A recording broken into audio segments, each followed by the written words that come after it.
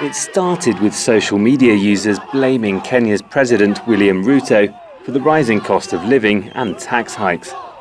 Now it's brought thousands to the streets. Protesters gathered near Kenya's parliament as MPs debated the legislation to increase taxes. We are paying all their salaries, we are paying their houses, allowances, and we are paying our taxes. We are not getting roads, we are not getting hospitals, enough medicine in the hospitals. Police tried to clear the streets. The government says it's already listened to the people when it removed some of the most controversial taxes from the bill. Every time the police fire tear gas, the protesters moving to the side streets. This group has surrounded a police vehicle with riot police in the back. They're waiting to find out what they'll do. But each time they're dispersed, they regather. The police crackdown doesn't seem to be putting them off. The police in the vehicle, outnumbered, had to leave. So did these officers as people chanted, "We are peaceful." The protesters, who were mostly peaceful, then occupied several streets in the city centre.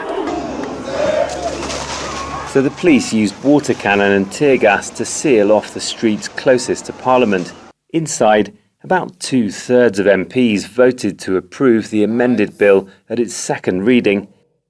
President Ruto has a majority. Outside, people said his government doesn't represent them and they're tired of corruption and poor service delivery.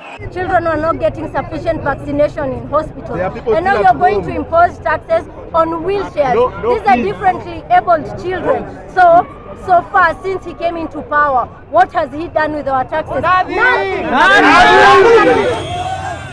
Thousands protested in around 20 different towns and cities, including Ruto's hometown of Eldoret. The crowds are younger than those seen at opposition-led protests in recent years. They don't follow a political leader. We met students, job seekers and young professionals on the streets in Nairobi. Rights groups say more than 30 people were arrested and dozens injured, including 6 hit by police cars when running away. The police have said they'll respect constitutional rights, but must protect government buildings from occupation. Parliament's expected to vote on the finance bill at its final reading next week.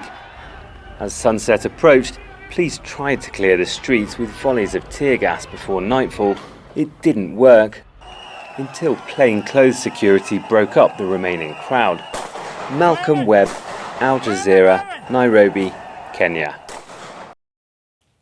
Make sure to subscribe to our channel to get the latest news from Al Jazeera.